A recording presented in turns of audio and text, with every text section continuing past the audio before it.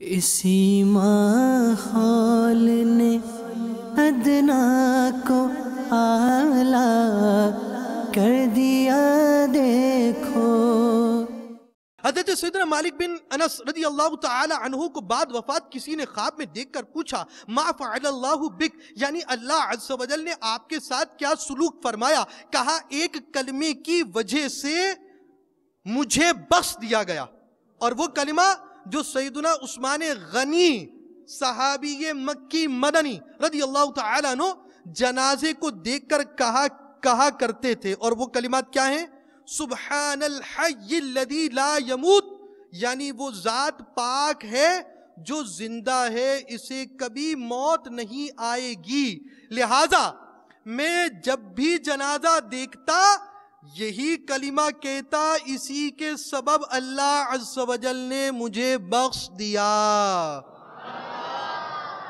میٹھے میٹھے اسلامی بھائیوں، یاد رکھیے میت کو دفن کرنا فرض کفایہ ہے، اور یہ جائز نہیں کہ میت کو زمین پر رکھ کر اس کی چاروں طرف دیواریں بنائیں، اسے دفن کرنا پڑے گا۔ اور اس کی قبر کیسی ہونی چاہیے، یہ کئی معمولات اس کے ساتھ ہیں۔ آج ہم ان چیزوں کو سیکھتے نہیں ہیں، حالانکہ اس کی بہت زیادہ اہمیت ہے۔ ہمارے ہاں آگ کی اینٹیں لگا دی جاتی ہیں، بہار شریعت میں سے مکروہ لکھا گیا ہے کہ پکی اینٹ لگانا مکروہ ہے، کہ اینٹ آگ سے پکائی جاتی ہے۔ قبر ڈھال والی ہونی چاہیے، جیسے اونٹ کی کوہان والی۔ آپ کے والد صاحب کا نماز جنازہ ہے، آپ کے والد صاحب کی آخری آرام گاہ ہے۔ ہم کسی اپنے بزرگ کو، اپنے عزیز کو گھر پہ رکھتے ہیں، مہمان کو گھر پہ رکھتے ہیں، اس کا اکرام کرتے ہیں، اس کی عزت کرتے ہیں، اس کے رہنے کے معاملات کو دیکھتے ہیں۔ آخری خدمت کی طرف جائیں گے تو سنتوں کے مطابق اس کا غسل ہو رہا ہو، سنتوں کے مطابق اس کا کفن دیا جا رہا ہو، سنتوں کے مطابق اس کی قبر بنائی جا رہی ہو۔ آج ہماری تعداد کو گھر بڑے اچھے بنانے آتے ہیں، خوبصورت گھر بنانے آتے ہیں، بہت پیارے پیارے گھر بنانے آتے ہیں، چھوٹی سی جگہ کے اوپر کچن بنائی دیں گے، 2-2 انچ کی جگہ پر کوئی چیز بنا دیں گے۔